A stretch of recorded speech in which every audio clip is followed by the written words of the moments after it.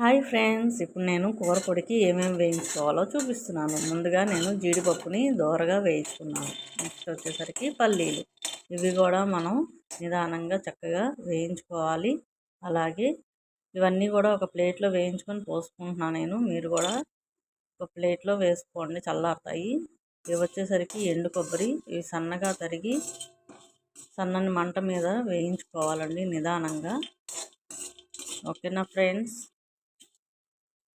ఇవి కూడా మనం ఒక ప్లేట్లోకి తీసేసుకుందాం.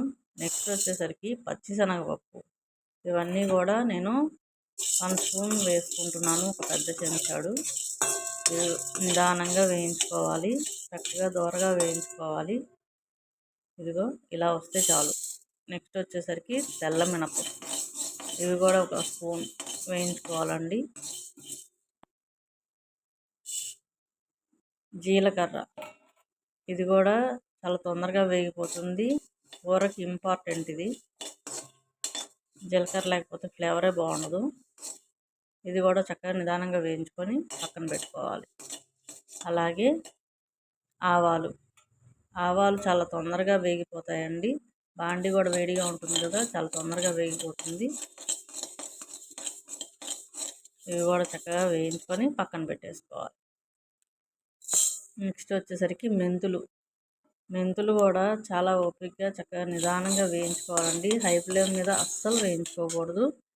మెంతుల సువాసన అమోఘంగా ఉంటుంది. ఒక చెంచా మెంతులు, 1 స్పూన్ అయినా సరిపోతుందండి, కొంచెం వేసుకుంటే సరిపోతుంది. ఇదిగో ఇలా వేయించేసుకుంటే బాగుంటాయి. దోరగా వేయించుకోవాలి.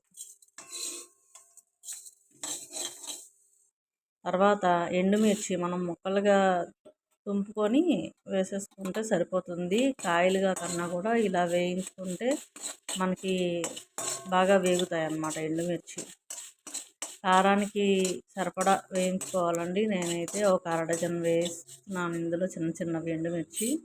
తర్వాత ధనియాలు, ఇవి కూడా వేయించేసుకొని పక్కన పెట్టేసుకుందాం. నెక్స్ట్ వచ్చేసరికి కరివేపాకు, ఇది ఆప్షన్ మాత్రమే. కూరలు చేసుకునేటప్పుడు వేసుకుంటాం కదా, లేకపోయినా ఇందులో వేసుకోవడం వల్ల మనకి సరిపోతుంది, వాసన కూడా బాగుంటుంది. ఇది ముద్ద ఇంగువ, నూనె బొట్టు వేసుకొని వేయించుకుంటే బాగుంటుంది, సువాసన బాగుంటుంది. అలాగే కూర పొడి కూడా పాడవదు మనకి.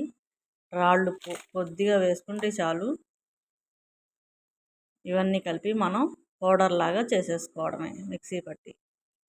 చూసారు కదా, గుమ్మగుమ్మలాడే కూర పొడి సిద్ధం. గాజు సీసాలో భద్రపరచుకోవడమే.